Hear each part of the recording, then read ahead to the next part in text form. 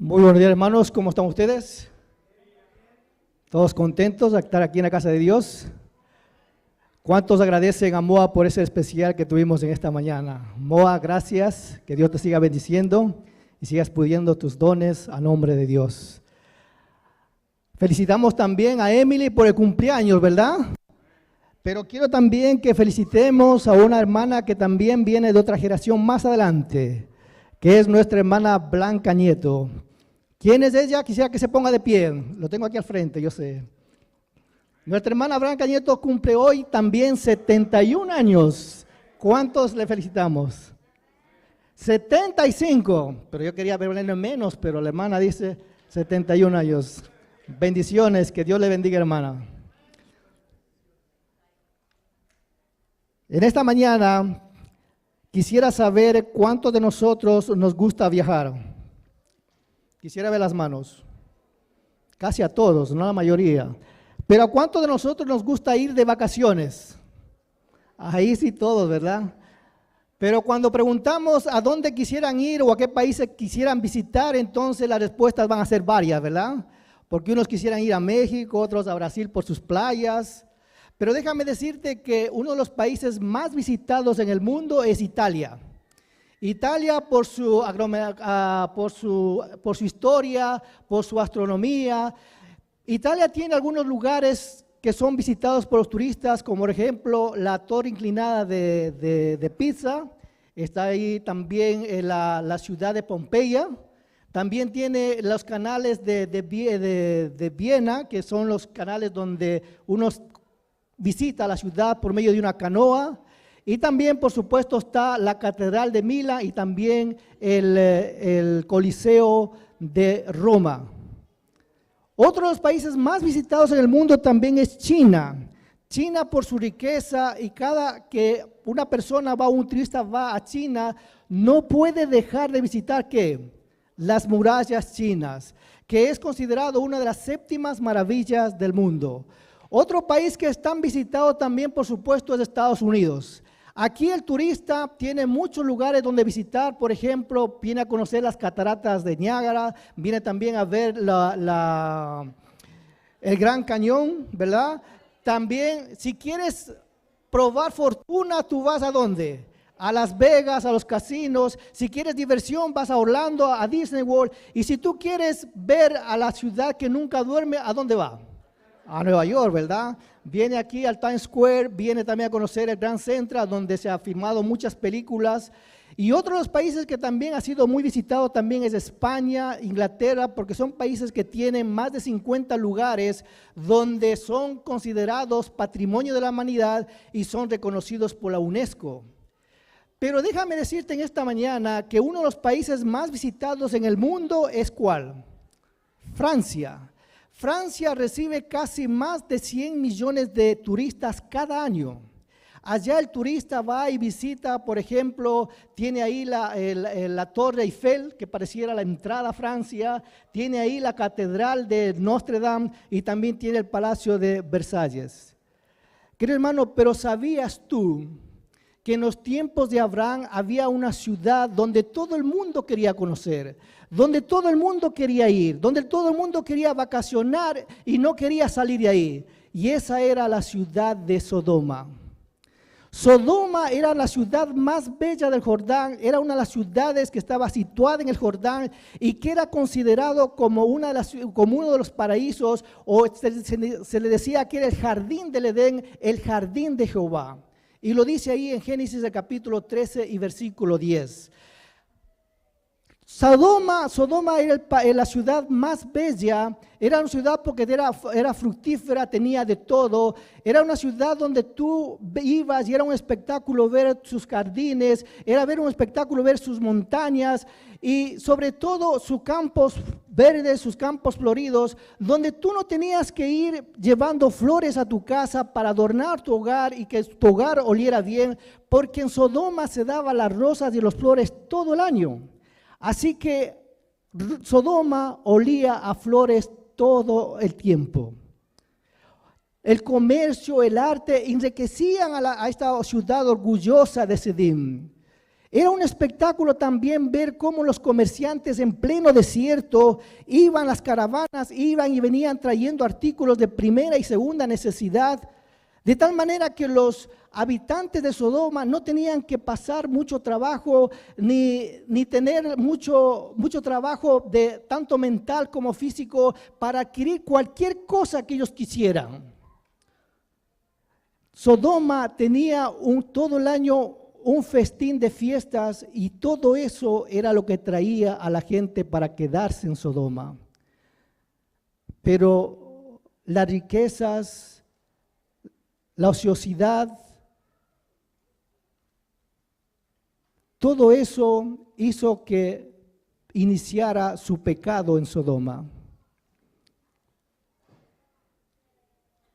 Oremos, queridos hermanos, oremos. Amantísimo Padre que está en los cielos, queremos en esta mañana pedirte que sea tu Espíritu Santo que habla en nuestros corazones. Por Jesús te lo pedimos. Amén.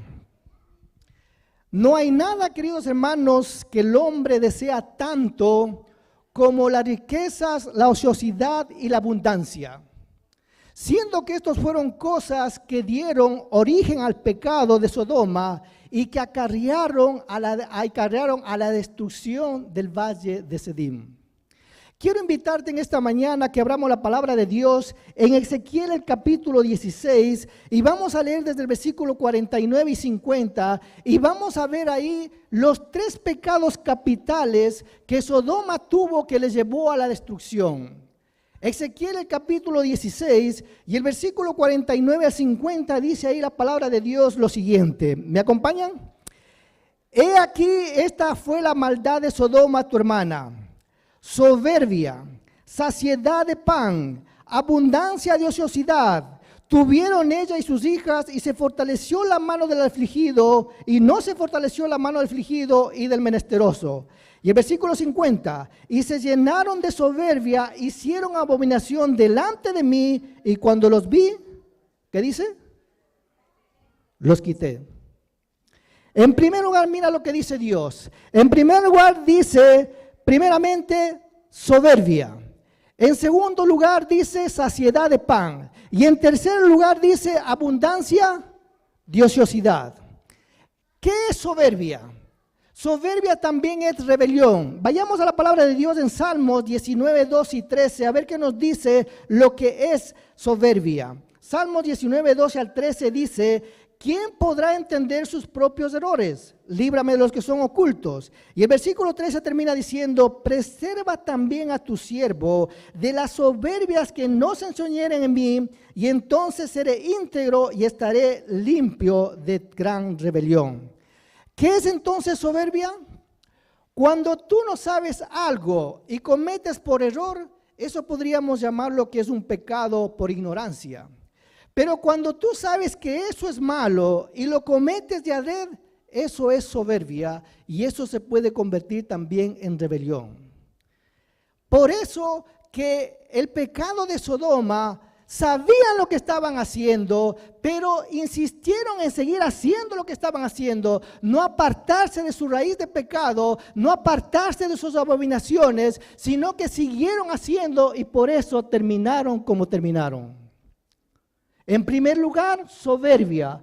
Cuando tú sabes que eso es malo y persistes en seguir haciendo eso, a pesar del ruego y del amor de Dios, a pesar de los ruegos y el clamor del Espíritu Santo, a pesar de las advertencias del cielo, mi querido hermano, tú también tienes raíz de pecado. Y si no te apartas de él, si tú no dejas de seguir haciendo eso, vas también camino a la destrucción. En primer lugar, soberbia. El problema de Sodoma era que sabían que lo que estaban mal haciendo, pero no querían cambiar. Nosotros sabemos que la palabra de Dios dice que hay un límite por los cuales el hombre no puede seguir con su pecado. Por eso que el Redentor del mundo nos dice que hay pecados mayores aún que los cometieron en Sodoma, y son aquellos que cuando se les presenta el Evangelio y son llamados al arrepentimiento y no hacen caso, esos ante los ojos de Dios son más pecadores que los que cometieron en Sodoma. Pero el pecado aún todavía es mayor, porque son para aquellos que están dentro de nuestra iglesia, que dicen conocer a Dios, que dicen guardar los mandamientos, que adoran a Dios, pero que niegan a Cristo con su carácter, con su vida y con su proceder diario. De acuerdo con esto, lo que Dios está diciendo es que la suerte que tuvo Sodoma no solamente es para aquellos que tienen pecados abiertos, que tienen pecados manifiestos, sino son para aquellos que nosotros también estamos jugando con su luz, jugando con su palabra, jugando con la salvación. En primer lugar, soberbia. Por eso dice Apocalipsis 2, 4 al 5, dice, y una cosa tengo contra ti, que has dejado tu primer amor. Por eso que sabiendo dónde tú estás, recuerda dónde tú has caído y arrepiéntete y vuelve a hacer las primeras cosas. Porque si no haces eso, iré contra ti y quitaré el candelabro de tu lugar. Queridos hermanos, en primer lugar entonces, soberbia. ¿Qué dice entonces nuestro pasaje de Ezequiel 16? Sigue diciendo el versículo 1, he aquí que fue la maldad de Sodoma tu hermana, ¿qué dijo? Soberbia. Luego, ¿qué más dice? Saciedad de pan. ¿Era esta una ciudad fructífera? ¿Era una ciudad que tenía todo en abundancia? Sí. Era una ciudad que tenía todo y no le faltaba nada. Y ese fue su problema y su problema y era esa su parte de su maldad. Y es que cuando tú tienes todo y no te falta nada, entonces comienzas a vivir una vida como te da la gana. Te cansas de hacer el bien, te cansas de hacer las cosas naturales, te cansas de adorar a Dios. ¿Por qué? Porque tienes un buen trabajo, tienes dinero, tienes un buen salario. Y entonces comienzas a hacer las peores aberraciones, comienzas entonces a caminar fuera de Dios, comienzas a caminar lejos de Dios y llega un momento en que dices que ya no necesitas de Dios.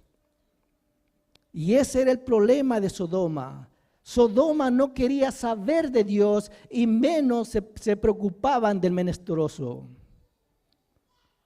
En segundo lugar, ¿saciedad de qué? Saciedad de pan.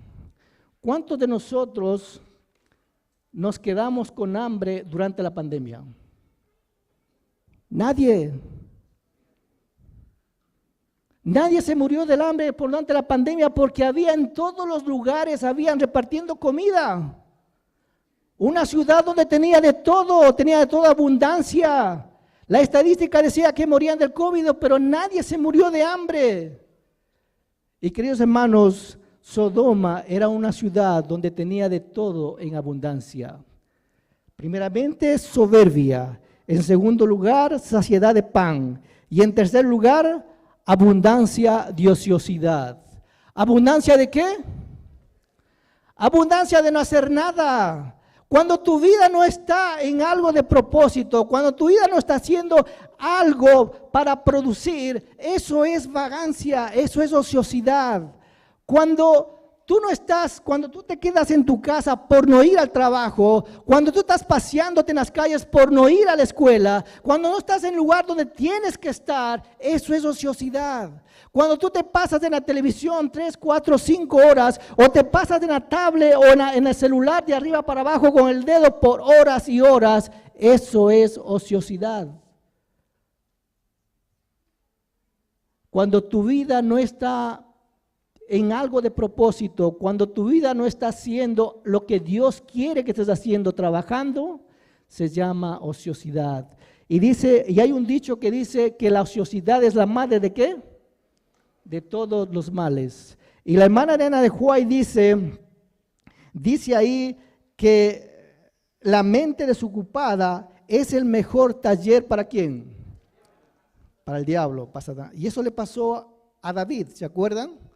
Cuando él tuvo el pecado con Betsabé, dice la palabra de Dios en 2 Samuel capítulo 11, comienza diciendo, y después del siguiente año, cuando los reyes salían a guerrear, David se quedó en el palacio y mandó a Joab y a todos sus soldados para que acabaran con los amonitas.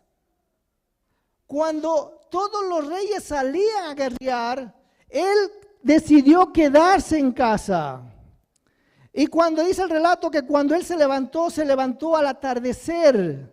Y cuando comenzó a caminar por el pasillo, vio una mujer que estaba bañándose desnuda. ¿Y qué hizo David? Como no estaba haciendo nada, como estaba en su momento de ocio, mandó a averiguar quién era. Y cuando le dijeron que era esposa de un soldado, esposa del general Urias, no le importó.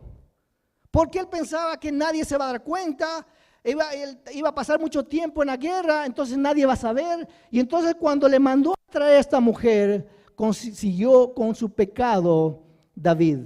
Y comenzó entonces con la mentira y la seducción a esta mujer. Y le decía a esta mujer, no va a pasar nada, tu esposo no se va a enterar, a la final solamente va a ser por un tiempo.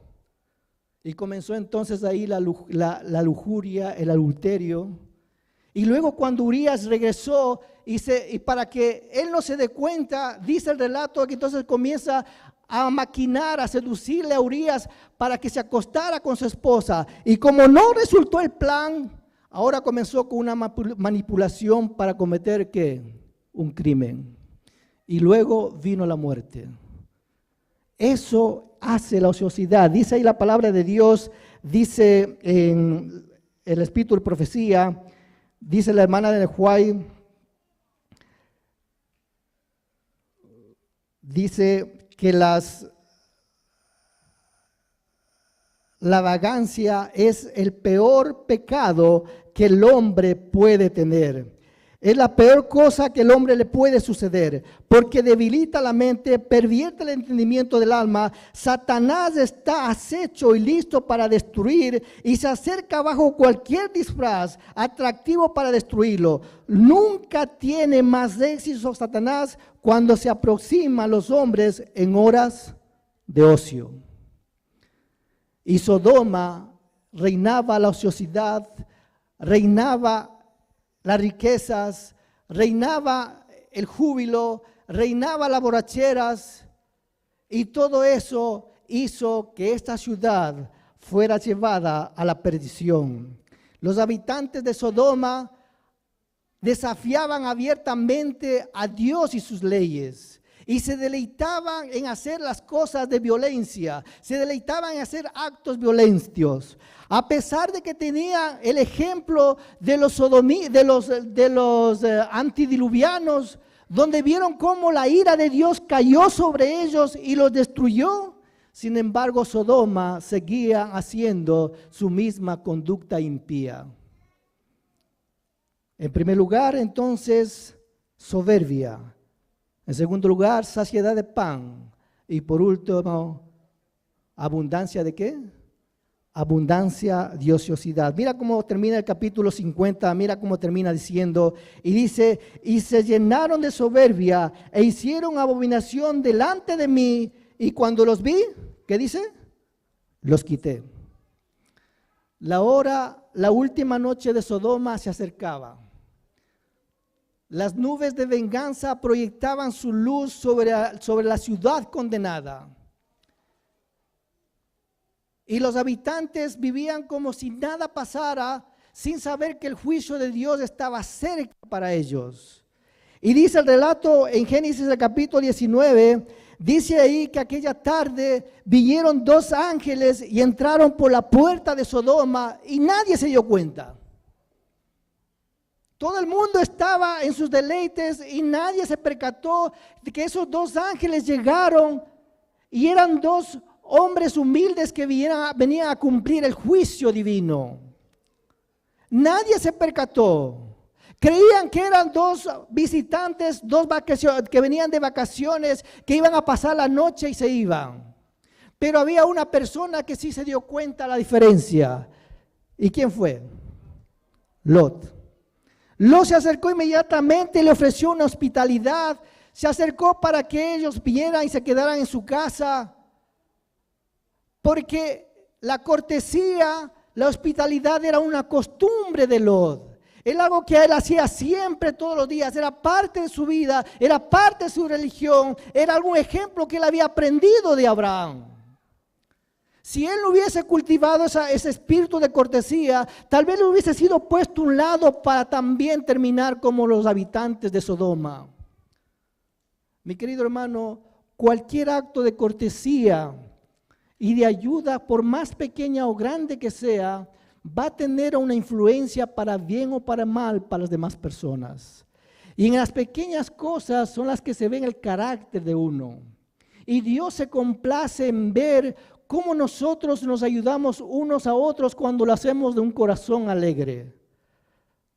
Por eso que, querido hermano, nosotros tenemos que vivir no pensando para nosotros mismos, sino que debemos vivir pensando en los demás. Jesús, cuando estuvo en esta tierra, ¿qué dijo? Yo no he venido a ser servido, sino ¿a qué? A servir.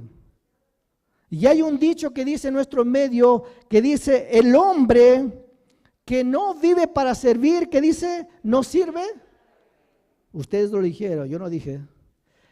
Queridos hermanos, si nosotros nos olvidáramos de nosotros mismos y cultiváramos un espíritu de cortesía y que un espíritu amable y de ayuda, nuestras vidas podíamos ser una bendición.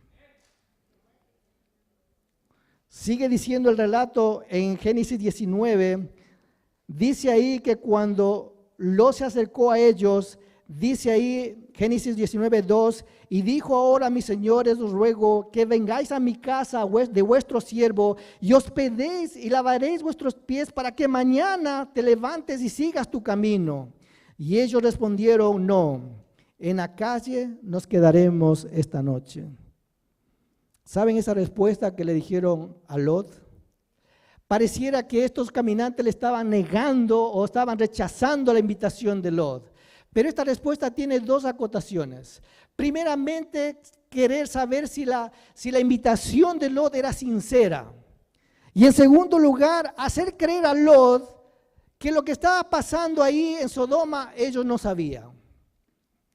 De tal manera que al ver esa respuesta, Lot ahora insiste todavía para que le acompañase al lugar, a la casa. Lot, viendo esa respuesta, sigue insistiendo, a pesar de que los ociosos que estaban al lado, Lot trataba de que no se den cuenta. Lot, cuando vio a esas personas llevándole, la gente se dio cuenta inmediatamente y fue a avisar a las demás personas, a decirles: mira, Lot está hospedando a dos personas que no son de aquí. Y me imagino que los otros dirían: bueno, ¿y cómo tú no sabes que son de aquí?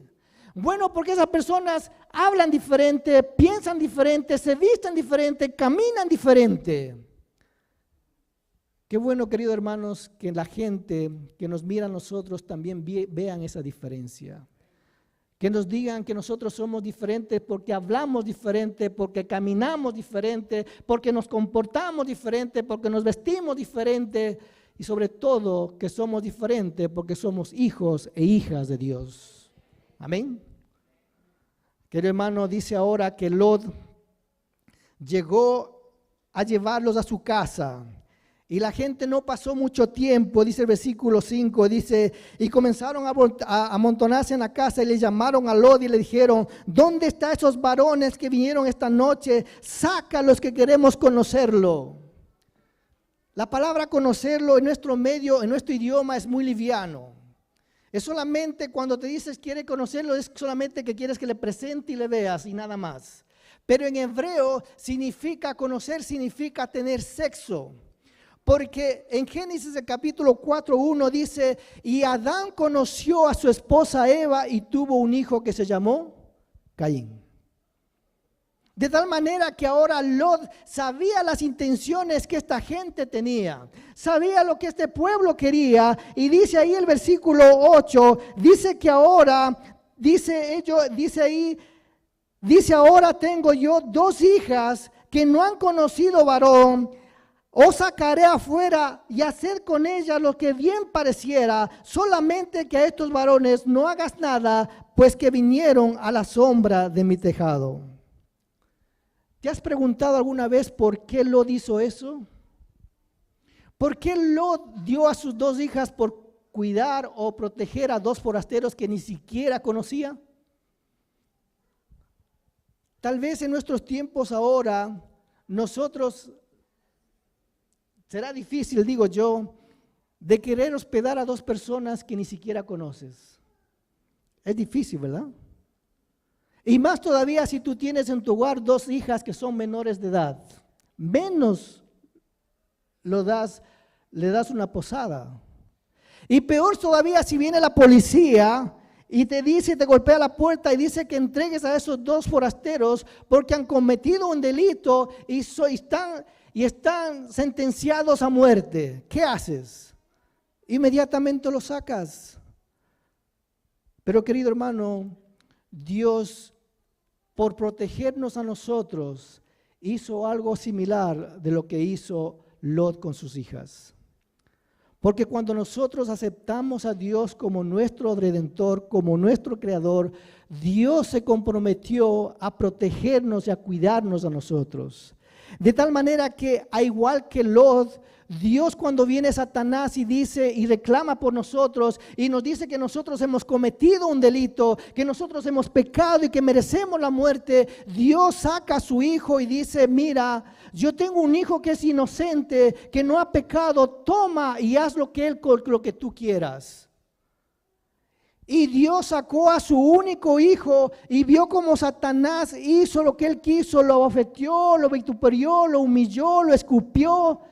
Incluso lo crucificó y Dios viendo el dolor de su hijo, viendo el clamor en la cruz cuando su hijo decía, Alana, lama sabatini, que decía, Dios mío, ¿por qué me has desamparado?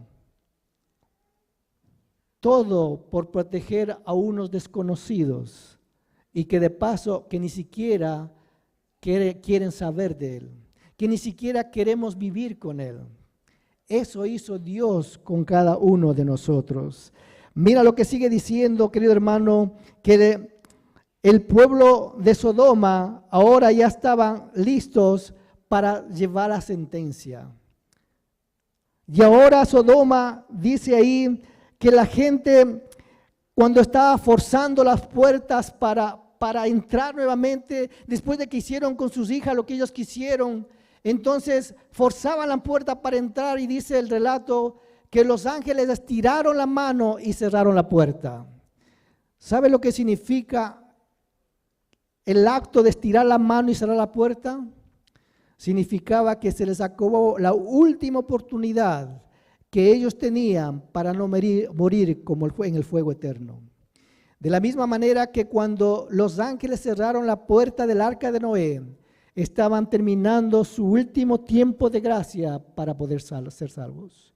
Y estos hombres, se había acabado el tiempo de gracia. Dios no puede ser burlado todo el tiempo, porque a pesar de que Abraham había intercedido por ellos, había intercedido por el pueblo de Sodoma y le dijo, Dios, ¿cómo puedes tú destruir a justos con pecadores?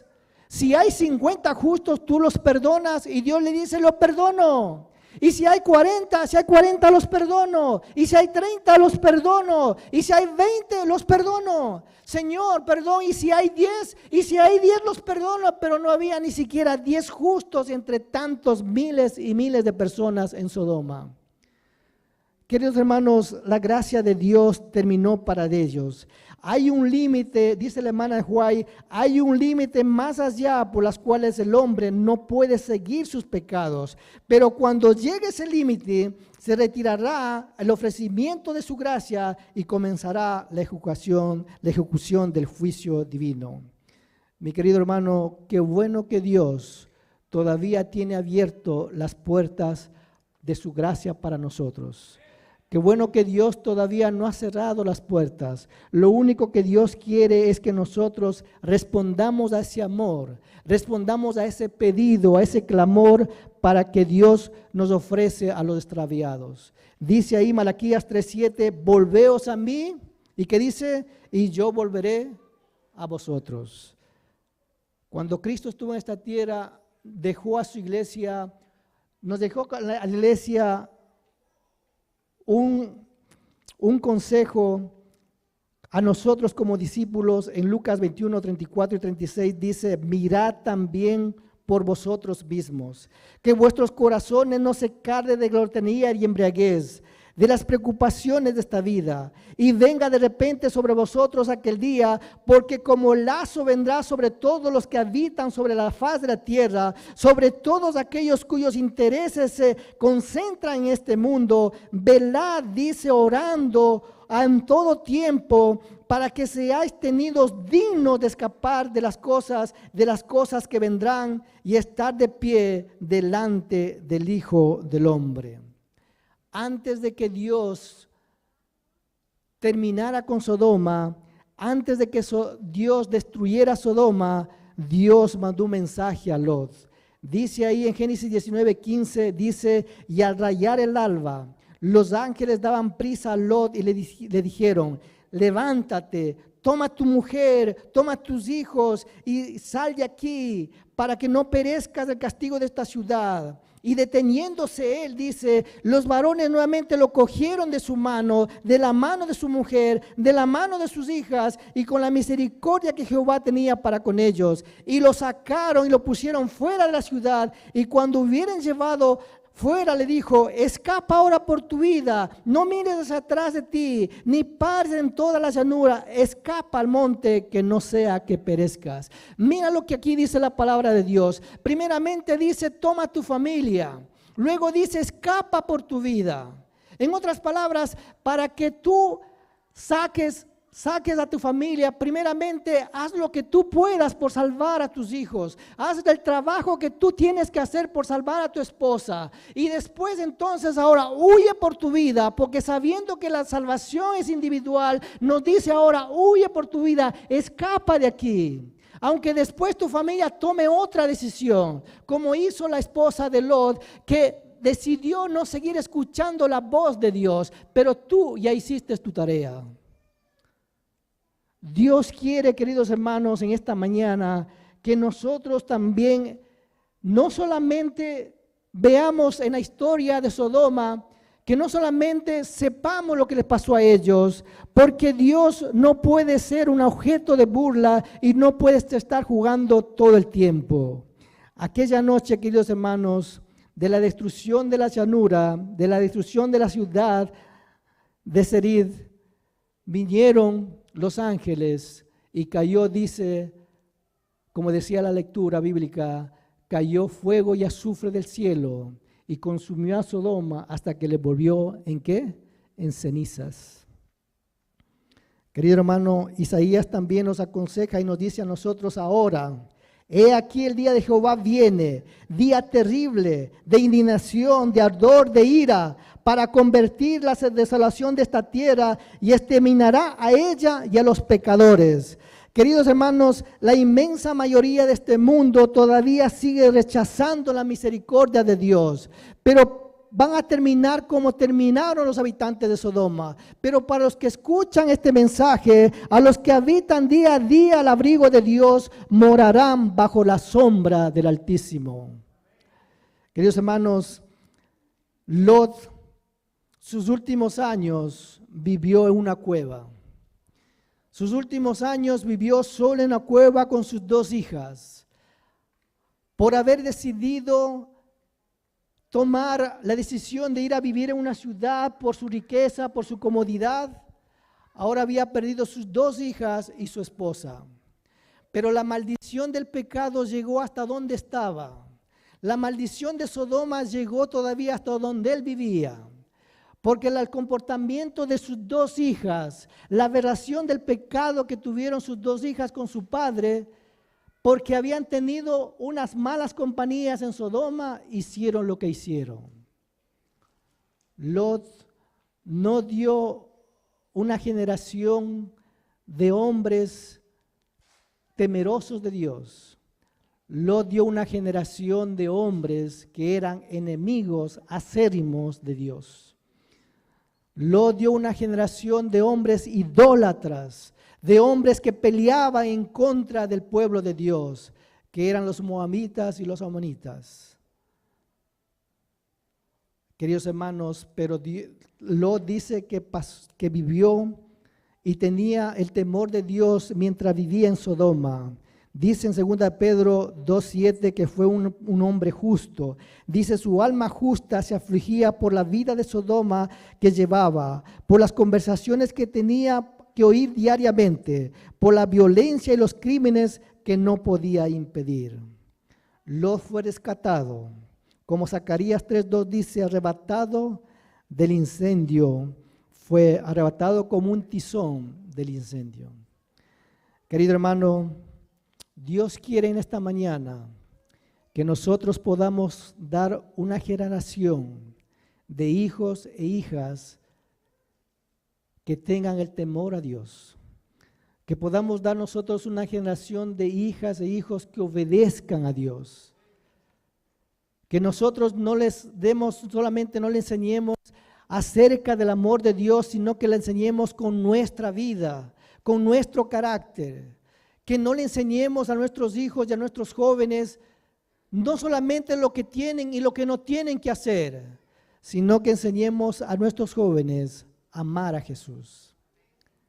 Quiera Dios, queridos hermanos, que el relato de Sodoma no es para que nosotros conozcamos su historia, sino para que es una advertencia para no tener que correr la misma suerte de estos habitantes. Quisiera tener una oración, quisiera acompañarme, quisieras ponerte de pie para orar. Oremos. Amantísimo Padre, que tanto los cielos, si todo este tiempo hemos estado viviendo alejado de ti, si todo este tiempo las cosas de estos mundos nos ha hecho que nos olvidemos de ti, queremos pedirte perdón. Y queremos pedirte, Padre amante, que nos ayudes a dar hijos temerosos, a dar una generación de hijos que te obedezcan a ti. Queremos pedirte, Padre amante, por esta tu iglesia, que por estos dos jóvenes de tu iglesia, que sean jóvenes que reflejen su vida, que reflejen tu carácter. Por Jesús te lo pedimos. Amén. Que Dios te bendiga, hermano.